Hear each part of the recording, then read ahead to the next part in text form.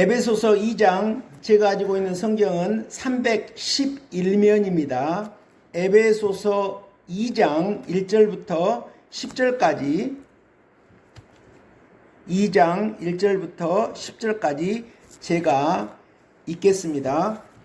그는 허물과 죄로 죽었던 너희를 살리셨도다. 그때 너희는 그 가운데서 행하여 이 세상 풍조를 따르고 공중의 권세 잡은 자를 따랐으니 곧 지금 불순종의 아들들 가운데서 역사하는 영이라. 전에는 우리도 다 그 가운데서 우리 육체의 욕심을 따라 지내며 육체와 마음에 원하는 것을 하여 다른 이들과 같이 본질상 진노의 자녀이었더니 긍휼이 풍성하신 하나님이 우리를 사랑하신 그 큰 사랑을 인하여 허물로 죽은 우리를 그리스도와 함께 살리셨고 너희는 은혜로 구원을 받은 것이라. 또 함께 일으키사 그리스도 예수 안에서 함께 하늘에 앉히시니 이는 그리스도 예수 안에서 우리에게 자비하심으로써 그 은혜의 지극히 풍성함을 오는 여러 세대에 나타내려 하심이라. 너희는 그 은혜에 의하여 믿음으로 말미암아 구원을 받았으니 이것은 너희에게서 난 것이 아니요 하나님의 선물이라. 행위에서 난 것이 아니니 이는 누구든지 자랑하지 못하게 함이라. 우리는 그가 만드신 바라 그리스도 예수 안에서 선한 일을 위하여 지으심을 받은 자니 이 일은 하나님이 전에 예비하사 우리로 그 가운데에서 행하게 하려 하심이니라. 아멘. 성도님들 반갑습니다. 사랑하고 축복합니다. 오늘 말씀의 제목은 살리시는 하나님입니다. 여기 에베소서 2장 1절에 그는 허물과 죄로 죽었던 너희를 살리셨도다 이렇게 말씀하고 계시죠. 그래서 이 말씀에서 하나님 예수님은 저와 성도님들을 살리시는 분이다 라는 기준에서 이렇게 제목을 살리시는 하나님, 하나님의 여러 가지 특성들을 꼭 살리시는 하나님으로만 말할 수 있겠습니까? 하나님은 창조주시기 때문에 우리가 그 깊이와 넓이를 측량할 수 있겠습니까? 우리가 늙어 죽는 날까지 신앙생활을 한다고 하더라도 우리가 어떻게 하나님을 온전히 다 알 수 있겠습니까? 하나님은 다양한 모습이신 줄 믿습니다. 그럼에도 오늘 본문은 살리시는 하나님. 그런데 그 중에서도 특별히 5절과 6절에 이 하나님은 예수 그리스도를 통해서 5절 허물로 죽은 우리를 그리스도와 함께 살리셨고, 이것은 과거적인 구원입니다. 2000년 전에 우리 인간의 이성과 지혜로는 알 수 없는 하나님의 영역에 속한 것이죠. 2000년 전에 예수님이 십자가에 못 박혀 죽으셨는데 하나님께 다시 살리셨어요. 그때 여기에 계시는 분들도 같이 하나님이 살리셨다라고 하는 그런 뜻입니다. 그런데 우리가 이해하기가 어렵죠. 왜 그러냐면 그때 우리는 태어나지도 않았거든요. 그렇기 때문에 이것은 전능하신 하나님의 섭리와 계획을 기준으로 생각해야 조금이라도 이해할 수 있는 대목입니다. 그래서 기독교의 켈비니즘은 예정설이다. 하나님은 태초부터 우리를 예정하고 준비하셨다라고 설명하고 있는 것입니다. 어쨌든 이러한 것은 우리가 저도 선생을 오래 했습니다마는 어떤 우리 인간의 지식으로 설명할 수 있는 그런 성격이 아니라 믿음에 속하는 문제입니다. 2000년 전에 하나님께서 인류 죄를 대속하시기 위해서 독생자인 아들을 십자가상에서 희생시키죠.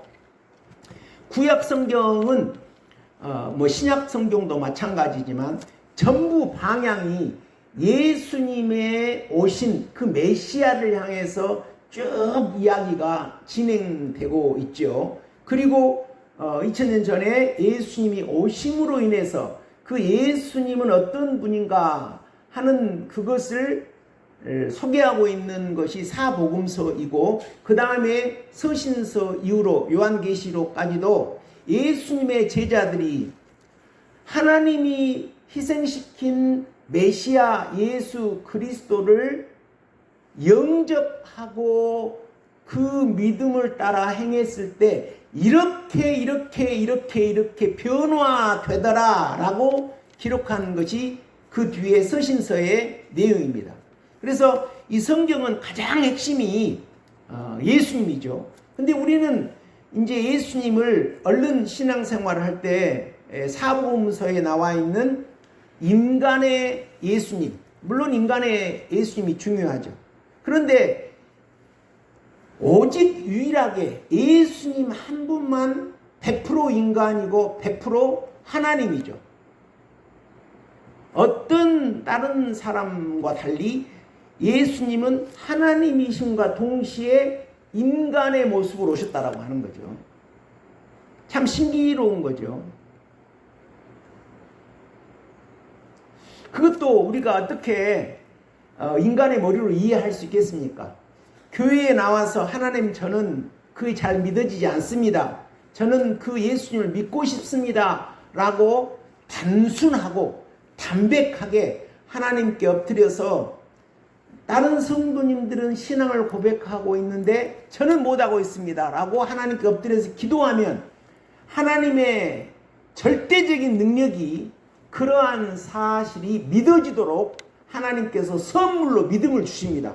제가 살아보니까 그렇더라고요. 그냥 믿어지는 거예요, 이 성경이. 그리고 하나님을 아버지라고 부를 수 있고 예수님이 내 구원 주님이다, 주님이라고 입술로 말할 수가 있어요. 근데 처음에는 안 되더라고요. 마음에 하나님이 아버지라고 안 불러줘요. 그런데 1년도 못 돼서 나도 자연스럽게 하나님을 아버지라고 자연스럽게 부를 수 있는 그런 것이 되더라고요. 이것은 누가 일하시는 것입니까? 하나님이 일하시는 것이. 이게 놀라운 거죠. 그래서 이 신앙은 우리 논리적으로 따지고 그런 것이 아니라 일단 믿음으로 시작하면 하나님이 믿음을 주셔. 그 다음에 우리가 경험하고 하나님의 사랑을 경험하면 그 다음에 자기가 경험한 부분으로 성경으로 다 이렇게 따지고 이해하고 설명할 수 있게 되는 줄로 믿습니다. 제가 살아보니까 그렇더라고요. 그래서 여기서 이 하나님의 구원이 세 종류로 나옵니다. 여기 5절에서는 허물로 죽은 우리를 그리스도와 함께 살리셨고 2000년 전에, 그러니까 하나님이 전능하신 분이시니까 누가 예수님 믿을 수 있는 것인가를 아신다라고 하는 거죠. 우리는 모르지만. 그래서 그 예정하신 그 앞으로 태어날 또 우리 다음 세대가 얼마만큼 계속될지는 하나님이 아시겠지만 앞으로 예수님 믿게 될 그런 인물들까지 하나님께서는 미리 여기서 2000년 전에 함께 살려 놓으셨다라고. 이것을 과거적 구원이라고 합니다. 그러니까 이것이 없으면 우리는 예수님 믿을 수가 없습니다. 그러니까 하나님 아버지께서 독생자 예수 그리스도를 희생시키는 그런 사랑으로 인해서 딱 예비해서 예수를 믿도록 해서 믿음을 딱 주셔서 나는 하나님을 아버지라고 부르며 내 주님은 예수님이라고 고백합니다. 이렇게 입으로 고백한다라고 하는 건 놀라운 하나님의 사랑인 거죠.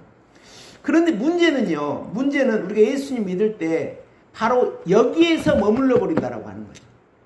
하나님이 여기서 머물기를 바라고 계시지 않습니다. 그렇게 과거적 구원을 받았으면 이제 두 번째, 그 다음에 뭐라고 말씀하십니까? 또 함께 일으키사. 이것은 현재적 구원입니다.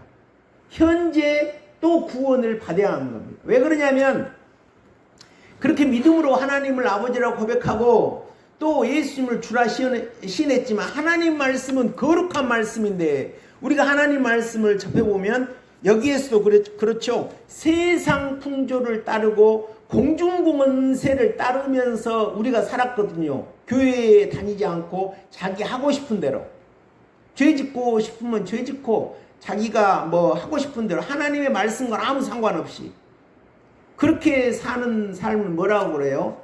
세상적이고 마귀적으로 산다고 하는 거죠. 항상 그런 건 아니겠지만 많은 부분이 그런 인물이 이제 하나님의 백성이 되는 거예요. 그러면 그 마음에 어떤 것이 오냐면 갈등이 옵니다. 하나님 말씀은 거룩한 말씀인데 나는 죄인이거든요. 여기에서 그 괴리감이 크죠. 그럴 때 하나님은 뭐라고 말씀하시냐면 일어나라. 일어나라. 근데 일어나라고 하는 게 우리가 일어나는 것도 있지만 하나님이 일으켜 주신다라. 이거 현재적 구원입니다. 그러니까 이 현재의 구원, 이것이 신앙생활에서는 가장 소중한 거죠. 그런데 이 현재적 구원이라고 하는 것도 제가 조금 전에 말씀드렸던 과거적 구원이 없다라고 하면 불가능한 거죠. 이 과거적 구원의 기초 위에 현재의 그 구원을 계속 받아서 일어나는 것. 이것이 현재 구원입니다. 그 다음에 이제 함께 하늘에 앉히시니, 이건 미래적 구원입니다. 그래서 여기 5절과 6절 이 짧은 두 구절에 과거적 구원, 현재적 구원, 미래적 구원이 세 가지 구원을 담고 있습니다. 그러니까 우리가 예수님 믿는 사람이 나 교회에 나와서 예수님 믿고 구원 받았다라고 하는 것은 과거적 구원이고, 그 믿음을 가지고 현재 하나님이 우리를 인도하셔서 우리를 구원해 주는 그런 것에 순종하면서 잘 성장을 해야죠. 그렇게 할 때 미래적 구원 어떻습니까? 저와 성도님들이 함께 하늘에 앉게 된다라고 하는 거예요. 함께 하늘에 앉게 된다라고 하는 거예요. 여기서 이렇게 말씀하고 있지 않습니까? 예수님께서 친히 우리가 사도신경으로 신앙 고백할 때 하나님 보좌 우편에 오른편에 예수님이 앉으셨다고 이렇게 고백하죠. 그런 것처럼 저와 성도님들도 미래에 하나님 그 예수님이 앉은 그 옆에 앉도록 하신다라고 하는 그런 말씀이거든요. 그래서 여기 에베소서 2장 하나님이 살리시는데 어떤 존재를 살리십니까? 이방인으로서 죄에 따라 공중권세, 마귀가 시키는 대로, 항상 그러진 않겠지만 그런 삶을 살던 자를 교회로 불러들여주셔서 그 모든 죄를 법적으로 예수님이 담당케 하고, 이 교회라고 하는 이 교회에는 핵심이 예수님이죠. 이 교회의 주인은 예수님이십니다. 예수님이 머리가 됩니다. 그러니까 이 목회자는 예수님이 심부름하는 종이에요. 그래서 모든 이 목사가 이 설교하는 그 내용은 성경의 범위를 절대 벗어나면 안 되죠. 그러면 잘못되는 거예요. 그래서 가장 중요한 것이 이 설교 내용이 성경 범위 안에 있도록 하는 것. 이것이 핵심이죠. 그렇지 않으면 그 목사는 잘못됩니다. 거기에 온 노력과 목숨을 걸어야 한다라고 저는 개인적으로 생각합니다. 그러면서 이제 현재 구원을 받아서 성도님들이 말씀으로 성장하도록 하는 것, 이것이 현재 구원이고 교회가 하는 일이죠. 그러면서 변화되면 이제 미래 구원, 함께 하늘에 앉도록 하는 그런 영광스러운 변화, 이것을, 그래서 과거 구원, 현재 구원, 미래 구원입니다. 참 성경은 놀랍죠. 이 짧은 두 문장 안에 이 바울 사도는 우리 그리스도인들의 그 정체성, 이것을 두 문장 안에 이 함축해서 달아놓았어요. 물론 성령이 하신 일이겠지만요. 그래서 다시 이 과거 구원이 얼마나 소중한가. 최근에 어떤 기사를 보면서 중국에 대한 이야기를 어떤 교수님이 하는 것을 들었습니다. 그 내용이 뭐냐면 중국이 70년대, 80년대 인구가 너무 폭발적으로 늘어나니까 그 중국 정부가 어떻게 법을 만들었냐면 부부는 아이 하나만 낳아라. 그렇게 법을 만들었어요. 그래서 하나만 호적에 실어주고 나머지 낳은 애들은 호적을 안 해주는 거예요. 그런데 하나만 낳았지만 또 부부가 어떻게 해서 시골 같은 경우 아이를 낳았단 말이에요. 또 둘을 낳았다. 그러면 그 애들은 호적에 올릴 수가 없어요. 호적을 설마 올린다 하더라도 엄청난 벌금을 내야 되는 그런, 자세한 것은 모르겠습니다. 그래서 그러한 호적이 없는 그런 사람들을 뭐라고 하냐고 하면요, 해이후, 흑백할 때 흑자를 써서요, 흑색의 호적, 이렇게. 주민등록증이 없는 인물이에요. 성도님도 한번 생각해 보세요. 저와 성도님들이 주민등록증이 없다라고 하면 우리가 휴대폰을 살 수 있겠습니까? 못 사요. 그리고 기차도 못 타요. 그리고 뭐 학교 갈 수도 있겠습니까? 그런 사람들이 통계에 잡힌 것으로는 한 1300만 어느 시점에, 그리고 해외에서는 그것이 잡히지 않은 사람까지 하면 3000만 명 정도 됐을 것이다 라고 그렇게 추산을 한다고 합니다. 그래서 그 문제를 알고 이제 2016년도에 중국 정부는 그거를 이제 개방하고 호적에 넣어줬다고 해요. 그러니까 그분들이 만약 우리가 한번 상상을 해보시게요. 지금 왜 제가 이 말씀을 드리냐면, 우리가 여기 과거 구원으로서 저는 하나님을 믿습니다. 하나님을 아버지라고 부릅니다. 그리고 예수님이 내 주님입니다. 라고 했을 때, 너 참 훌륭하다. 그것을 믿느냐? 그랬을 때 이심칭이 믿음으로 하나님 우리를 의롭다라고 해주시거든요. 그것이 로마서 3장의 믿음의 의거든요. 그러니까 우리가 이제 하나님 나라의 주민등록증이 생긴 거예요. 그 가치가 얼마나 큽니까? 근데 저는 한때 또 그랬어요. 저는 한때요, 어떤 생각을 했냐면, 그것은 우리가 예수님 믿기 시작하면 하나님이 법적으로 너는 내 백성이야, 내 아들이야.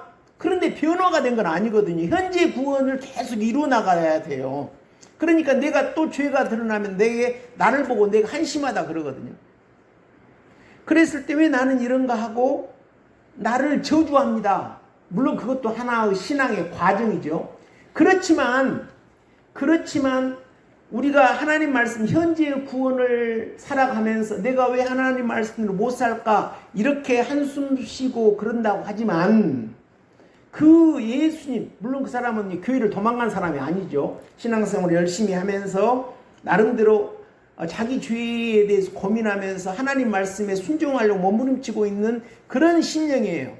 근데 그런 심령이 한순간은 뭘 망각하자면, 하나님이 저와 성도님들에게 대해서 과거 구원을 해준 그것을 망각하고 살 때가 있어요.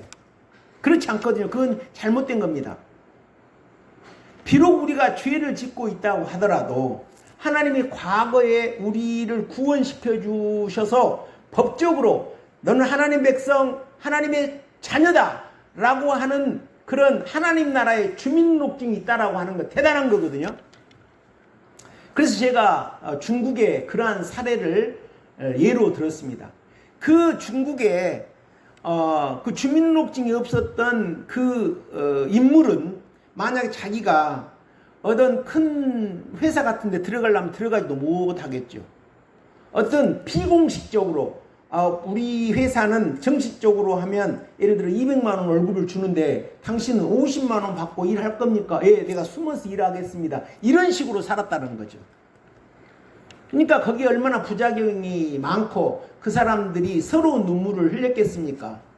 그래서 제가 그것을 어제 인공지능으로 물어보니까 그것을 인공지능이 이제 2016년 이후로는 해결을 하기 위해서 거의 그런 것들을 이제 개정을 해서 다 호적하도록 했다라는 그런 답변을 받았습니다. 근데 그랬을 때 얼마나 그거 서럽겠어요. 그래서 우리가 자기의 죄를 보고 현재적 구원에 대해서 몸부림칠 때 우리는 자기를 보고 한심하면서 나는 왜 그럴까 좌절하고 늪에 빠지거든요. 그러나 그것은 하나 과정이지만 하나님이 법적으로 우리에게 과거 구원으로 너는 하나님 나라의 백성이야, 너는 법적으로 내 아들이라고 하는 그러한 것의 가치는 계속 저와 성도님들에게 있다라고 하는 거죠. 우리가 이러한 것을 놓치면 우리가 자유롭지 못해요. 우리 죄에 짓눌려서. 거기다가 또 사탄이는 우리에게 와가지고 너 죄졌잖아, 너 죄졌잖아, 너가 하나님 백성이야, 너가 하나님 자녀야, 너 웃긴다 할 때 우리는 한없이 쪼그라들거든요. 물론 우리가 죄졌다라고 하는 것이 자랑스러운 것은 아니죠. 제가 구약의 제사 제도를 말씀드렸습니다. 구약에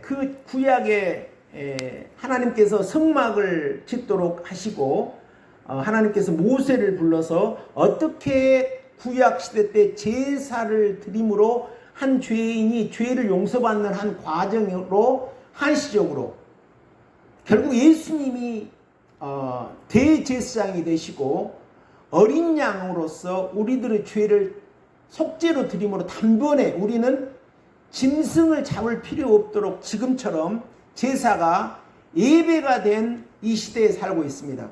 그런데 과거에 이제 구약 시대 때는 빼헤마, 집에서 길리운 짐승을 가져다 와야 되고 반드시 그 짐승을 잡기 전에 죄를 지은 사람이 제사장 앞에서 짐승에게 안수를 합니다. 안수. 그러니까 이 제사와 고기를 먹기 위한 도살과의 차이는 안수가 있냐 없냐.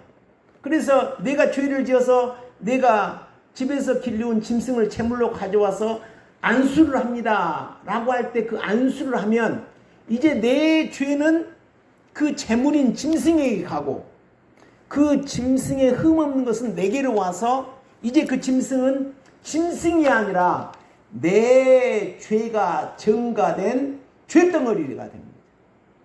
그래서 하나님께서 그 짐승을 각을 뜨고 껍질을 벗기고 잡아서 불로 번제로 드릴 때 야 향기롭다. 왜 향기롭다라고 합니까? 하나님께서 너 죄, 정제창이 네 죄가 불타고 있어서 내가 참 기분이 흐뭇하다 이렇게 말씀하시는 거거든요. 그러니까 과거의 구원, 예수님께서 2000년 전에 저와 성도님들의 죄를 저희들의 죄와 함께 십자가에 못 박혀 죽으시고 다시 살아나시면서 우리들의 그 근본적인 죄는 그때 한번 처리가 됐다라고 합니다. 그러면 그걸로 끝나는 거 아니에요. 항상 이 성경은 이미 already 하나님께서 이 땅에 이미 복을 주셨다. 그러나 not yet 아직입니다. 그런데도 현실적으로 저희들의 죄가 있거든요.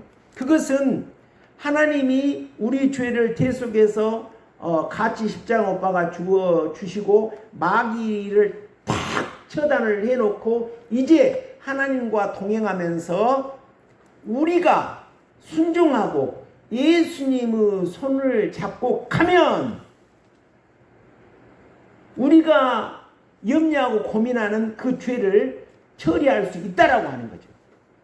하나님 그렇게 해요. 그래서 우리가 하는 방법은 뭐냐면 일어나는 거예요. 일어나는 거. 그래서 이 두 번째, 여기서부터 이제 예수님을 믿었습니다. 그래서 과거적 구원을 받았습니다. 이제 현재적 구원은 핵심이 뭡니까? 우리는 일어나고 하나님 우리를 일으키시고.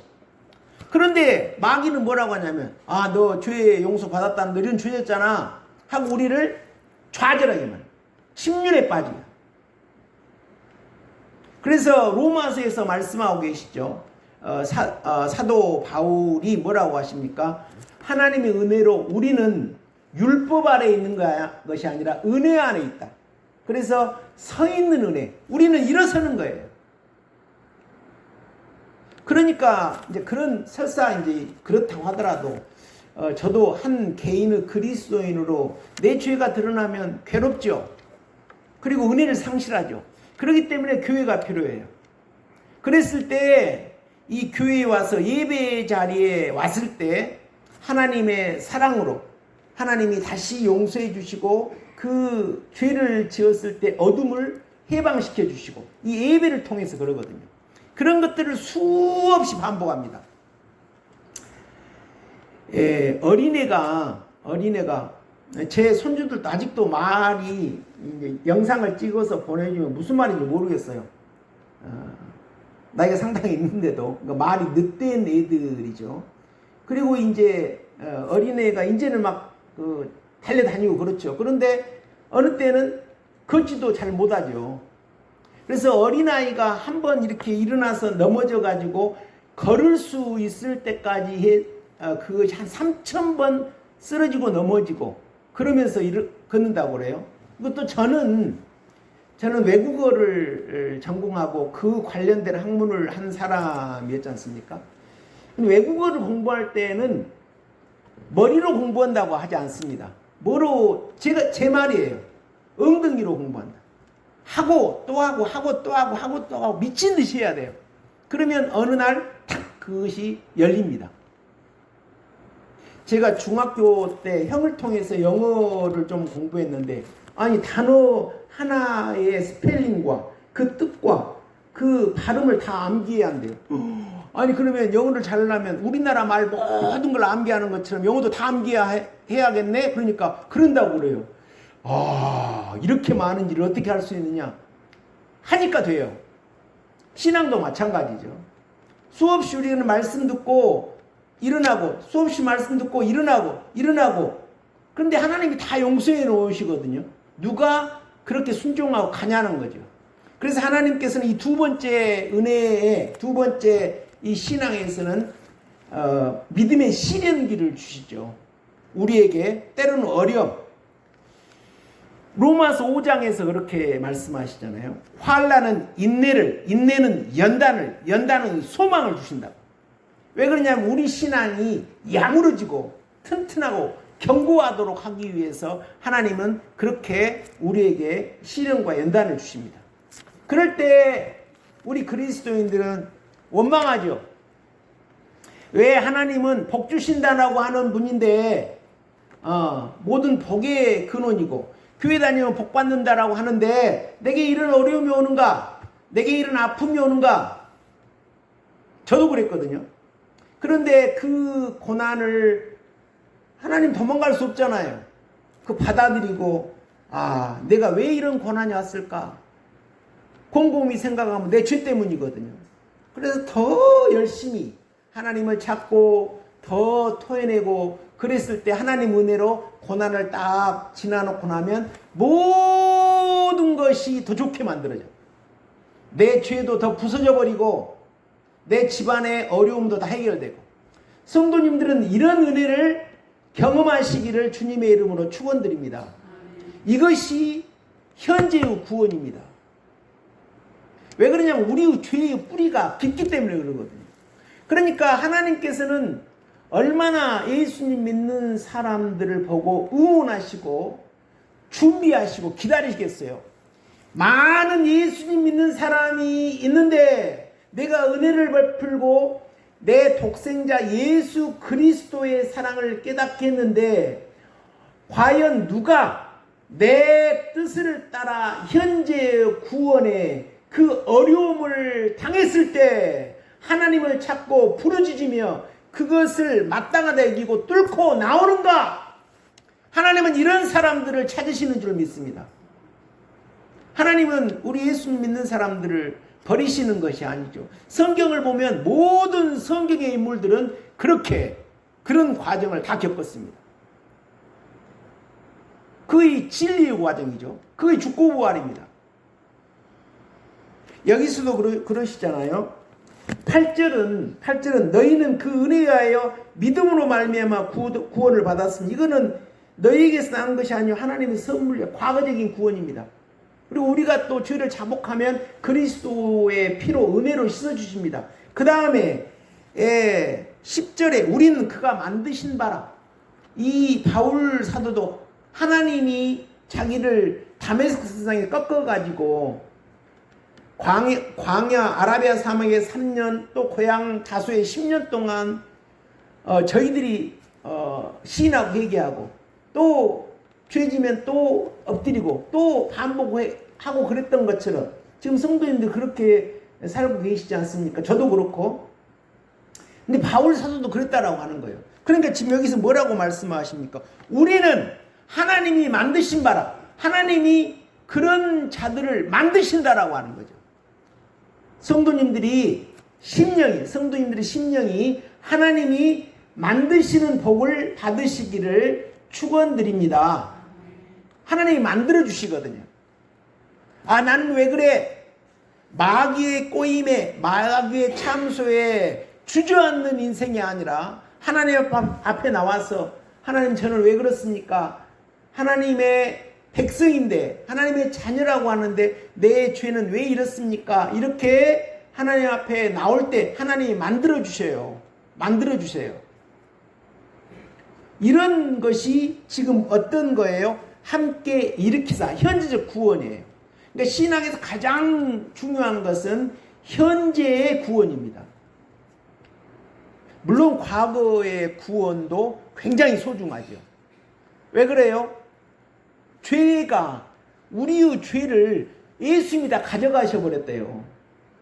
구약에서 제사 드릴 때 이 짐승을 잡기 전에 내가 안수하면 내 죄덩어리를 이 짐승이 가져가 버려요. 그리고 짐승의 흠없는 것이 내게로 오고, 예수님이 어린 양으로 우리의 대속제물이 되셔서 우리의 죄를 가져가시고 우리를 의롭다고 인정해 주시는 그것이 과거 구원인데, 얼마나 그러한 과거 구원이 우리들 심령에 역사하기 때문에 우리는 항상 예수님께 달려가면 우리의 죄를 용서받을 수가 있는 거 아니겠습니까? 그러니까 현재의 구원을 우리가 이어가는데 그 기초는 과거 구원인 거죠. 그래서 이러한 것들을 잘 해야 되는 거죠. 교회 생활을. 그러면 하나님 우리가 실수하고 또 범죄하면 또 용서받고 또 먹고. 저도 오래 걸리더라고요. 이럴 때요, 이제 저는 부모님이, 저는 사실 우리 총회에 들어올 때 제일 부러운 것이 뭐였냐면, 부모님 따라서 우리 총회에 딱 들어와서 나 같은 아픔 없이 신앙생활하는 사람 참 부럽겠다. 부럽다. 좋겠다. 부모님이 신앙 이런 같이 하자 해가 딱 따라오니까 얼마나 쉬워요. 저는 그렇지 않았거든요. 우리나라 유명한 교회 다 쫓아다니고 그래가지고 빛을 상실해가지고 엉뚱한 신앙 받아들였다가 애가 썩어져 버리고, 그런데 하루아침에 되지는 않고 얼마나 고생스러워요. 그리고 또 한 가지 부러운 것이 있다라면, 어머니 아버지하고 같은 자리에서 예배 드린다라면 얼마나 행복할까. 우리 아버지 어머니 옆에서 같은 자리에 앉아서 예배 드린다면 얼마나 행복할까. 이것이 제가 가장 부러웠던 것입니다.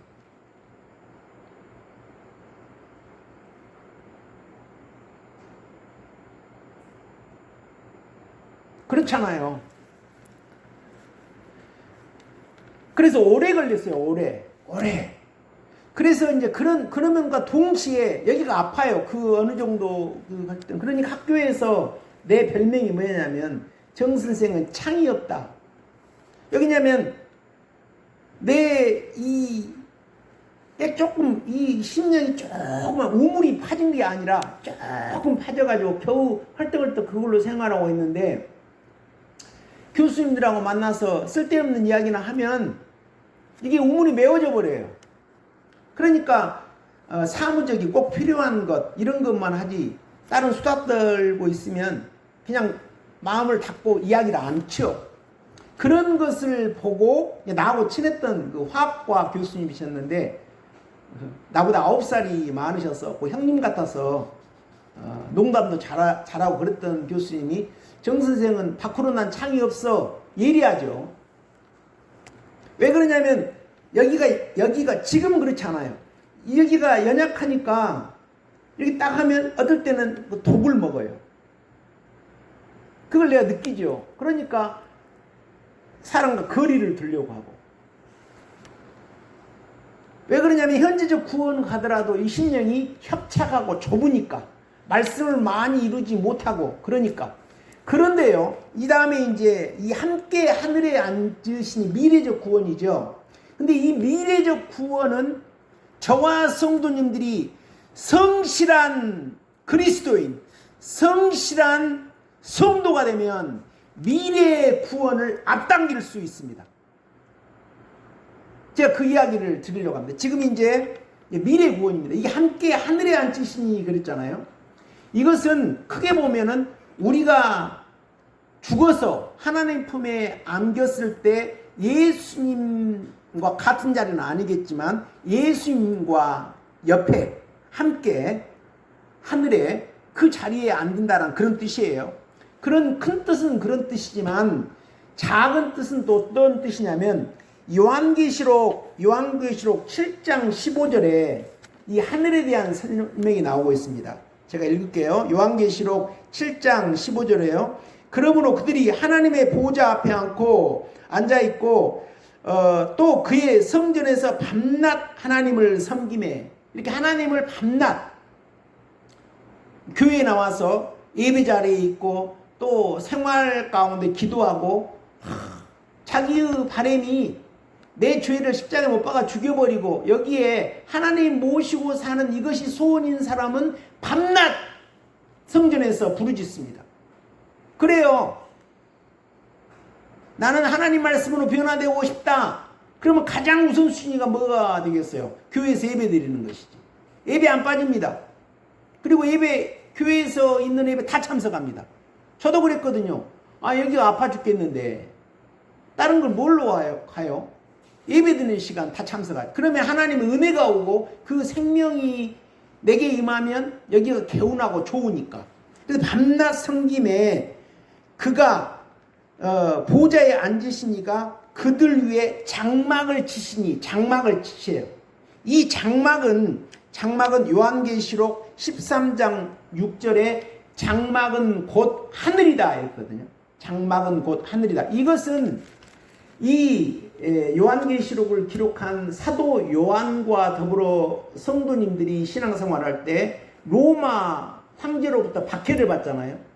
그러니까 도미티안이 내가 하나님이다. 도미티안 로마 황제에게 나의 주 나의 하나님이라고 말해. 그렇지 않으면 너희들 죽어.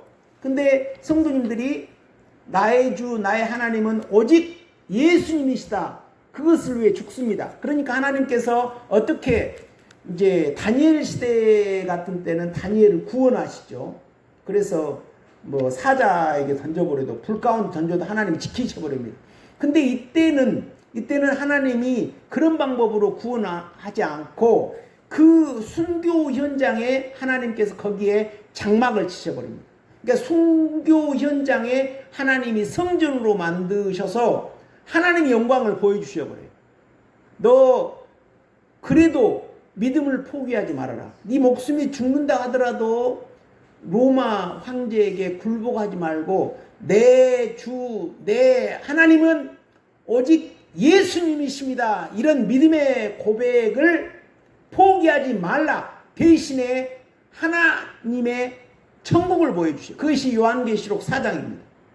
그러면서 순교하시는 분들을 하나님께서 성전을 만들어 내셔서 바로 하나님 나라로 구원해 내시는 것이 이 요한계시록 4장 여기 부분이거든요.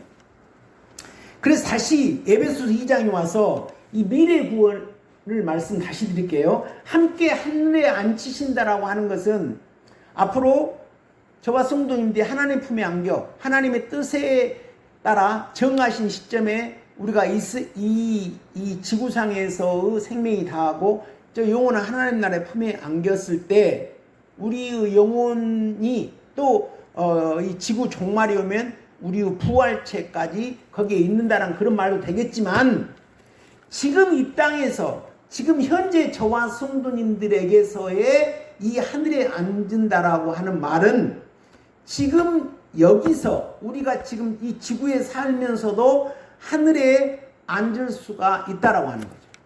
그것이 우리 안에 하나님이 장막을 쳐주셔버려요. 그래서요, 이제 제가 경험한 겁니다. 내 심령이 어려서 한 30대 중반 때 같은 때는 막 대화하면 이 영이 몰려와요. 그래서 대화를 거절합니다. 그리고 한쪽으로 내 할 일만 하고 사무적인 일만 하고 그랬는데 40대 후반에 내가 하나님 말씀을 제대로 못 사니까 하나님의 징계가 내게 임했어요. 그때는 징계인지도 모르고 꼭 내 인생에 만화와 같은 일이 생겼습니다. 만화와 같은 일이. 아주 희한한 일이 생겼어요. 정신을 못 차리겠어요. 그래서 어떻게 해요? 죽기 살기로 하나님께 매달렸죠. 그러면서 더 하나님을 붙잡고 내 죄를 무너뜨리고 파괴하고 이렇게 하면서 내가 감당할 수 없으니까 다른 사람이 나를 도와주고 또 자식들도 진로가 딱 정해지고 그렇게 해서 그런 고난을 뚫고 나오고 나니까 제가 신학교 가고 그럴 때 이제 다른 사람 만나서 이야기를 해도 내가 독소에 침을 안 받아요. 소화력이 생겨버려요.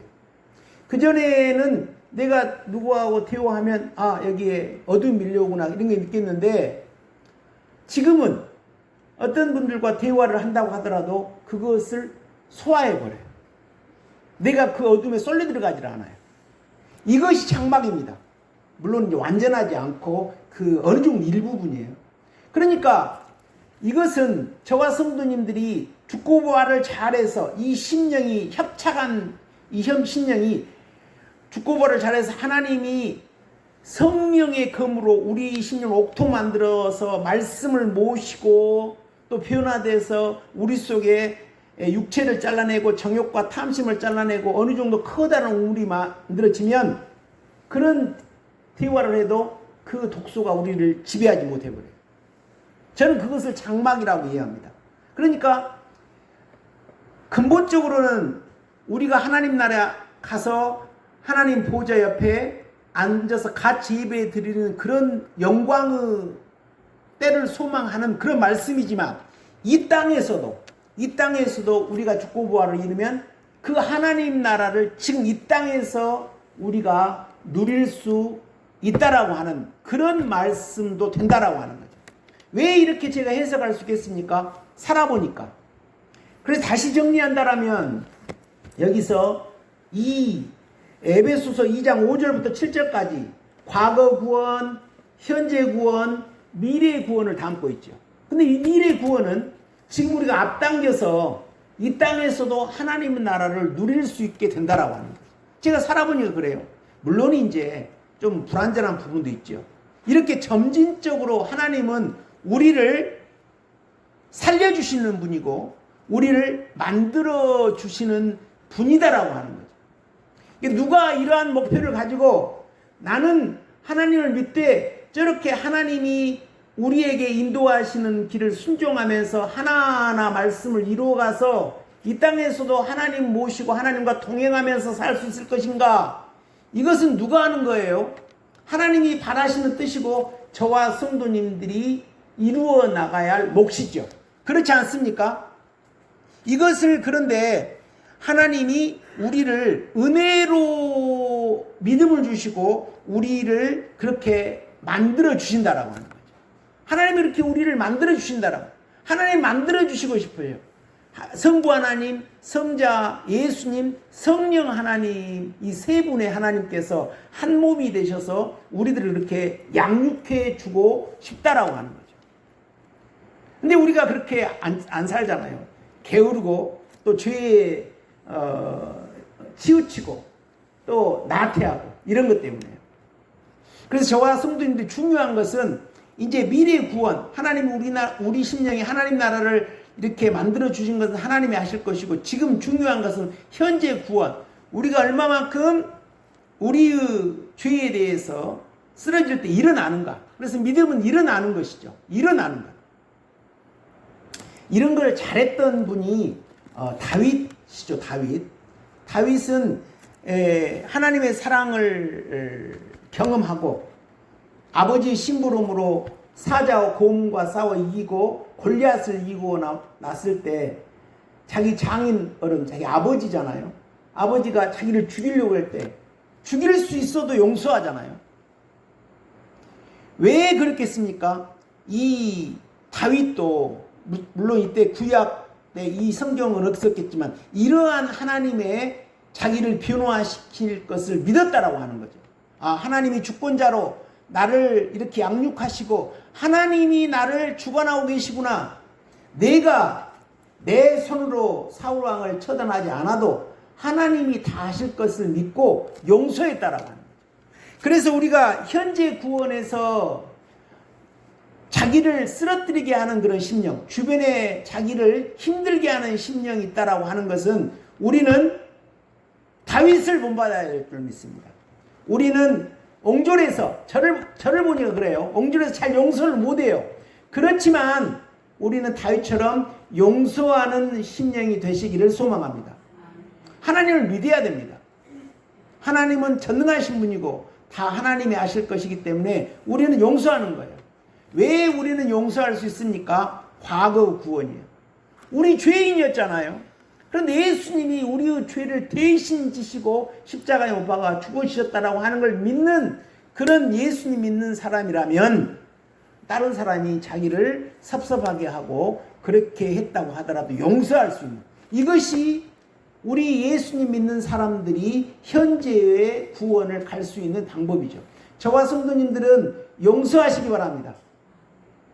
내가 좀 서운해도 용서하시기 바랍니다. 그것이 우리가 어둠에 붙잡히지 않고 하나님께 붙잡히는 방법인 줄 믿습니다. 그렇게 갈 때 오랜 신앙생활을 어떻게 순종하고 오다 보니까 제가 말씀드렸지 않습니까? 과거에는 누구하고 대화가 좀 많이 하더라도 여기가 답답해가지고 그냥 어떨 때는 견디지를 못하겠어요. 그런데 지금은 그렇지 않아요. 상관이 없어요. 요한계시록에 나오잖아요. 이렇게 용이 그 물을 토해도 그 틈으로 다 흡수해버려요. 그러니까 하나님께서 장막을 치셔서, 그러니까 문제는 이제 다른 사람에 있는 것이 아니라 자기에게 있는 거죠. 우리에게 죽고 부활의 영이 있으면 우리의 죄가 십자가에 못 박아 죽어지고 하나님 말씀으로 변화된 그 말씀은 예수님이잖아요. 예수님이 계시는데 독이 조금 온다고 한들 그것이 예수님의 그 생명을 파괴하겠습니까? 그래서 하나님은 이렇게, 근데 문제 보세요. 우리 예수님 믿는 사람이 얼마나 이 과거 구원, 예수님이 내 죄를 담당해 주셔서 나는 감사하다, 여기에만 머물러 있거든요. 근데 신앙은 과거에 예수님이 내 죄를 용서해 주셨다, 이런 것에 머무르는 것만 말씀하고 있지 않습니까? 말씀하고 있지 않거든요. 그것에 있으면 그걸 기초로 해서 지금 현재 구원, 내 죄를 잘라내는, 그래서 거기에 머무르지 말고 이제 미래의 구원까지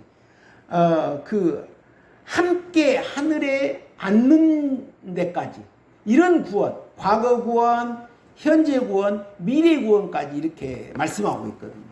그러니까 이 신앙에서 과거 구원만 누리고 있다라면 신앙이 절름발이 신앙인 거죠. 저와 성도님들은 이런 오늘 에베소서 2장 특히 5절하고 6절 이 두 절의 말씀, 이 말씀을 깊이 묵상하시고 우리가 내 죄로 내가 실망스러울 때는 우리는 어떻게 해야 되겠습니까? 하나님이 예수님을 통해서 법적으로 우리에게 과거 구원으로 이렇게 허락해 준 그것을 붙잡고 마귀의 참소에 흔들리지 말고 일어서야겠죠. 그리고 우리가 일어섬으로 말미암아 예수님이 우리 심령에 오셔서 우리 죄를 무너뜨려 주셨을 때 내게 영적 자유함이 있다 할 때는 우리는 어떻게 해야겠어요? 하나님을 찬송할 수 있어야겠지 않습니까? 나 같은 죄인을 하나님이 용서해 주셨고 정말로 내가 부르짖었더니 내 속에 죄의식가 무너지구나. 이런 것을 경험했으면 어떻게 해야겠습니까? 방향을 틀어서 내가 열심히 해서 내 속에 있는 죄가 드러날 때마다 다 십자가 못 박아 죽여버려서 내 속에 하나님 나라를 확장해야겠구나. 이것이 정상적인 그리스도인들의 방향과 생각 아니겠습니까? 우리 성도님들이 이런 신앙, 현재에 잘 일어나서 심령을 깨끗하고 거룩하게 넓게 이렇게 가려고 하면 하나님이 다 도와주시고, 우리가 어떻게 우리 죄를 잘라냅니까? 제가 지난주에도 말씀드렸지 않습니까? 우리 속에 죄를 잘라내는 것은 우리가 하는 것이 아니라 우리가 기도하면 하나님의 말씀의 능력으로, 말씀은 뭐예요? 성령의 검이거든요. 칼입니다. 그 말씀의 검이 우리 속에 죄를 잘라내는 거예요. 그러니까 예수님이 하시는 거예요. 우리가 하는 게 아니에요. 우리가 어떻게 우리 속에 죄를 잘라내요? 못합니다.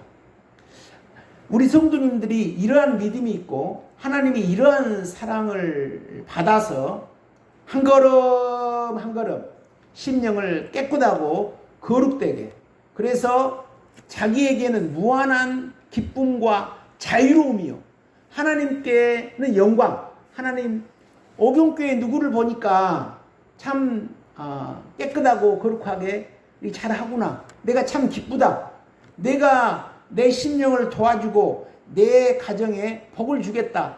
이렇게 하나님이 흐뭇해 하시고 하나님 마음을 시원하고 상쾌하게 한다라면 하나님이 어떤 그 기쁨을 그 심령과 가정에 주시겠어요?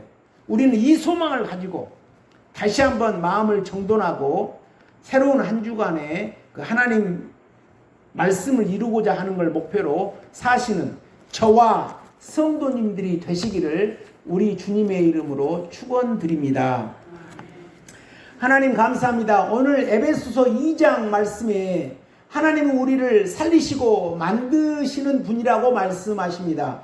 하나님은 또한 동시에 과거의 구원을 우리에게 이루어 주셨고, 또 과거의 구원에게만 머무른 게 아니라 현재적인 구원, 또 미래적인 구원, 또 미래적인 구원이 지금 이 땅에서 우리 심령에 이루어져서 우리 속에 하늘이 이루어지는, 성전이 이루어지는, 그래서 하나님께서 우리를 장막으로 덮어주셔서 하나님의 영광을 맛보고 살 수 있는 이런 복을 말씀하고 계십니다. 사랑하는 우리 성도님들이 믿음이 있어서 과거 구원에 머물리지 않고 앞으로 나아가서 현재의 구원에 충실하며 미래의 구원을 소망하여 하나님의 미래의 구원을 앞당겨서 지금 누릴 수 있는 그런 복을 다 누릴 수 있도록 하나님 축복하여 주시고 성도님 한 사람 한 사람 심령을 주장하여 주시옵소서. 예수님 이름으로 기도합니다.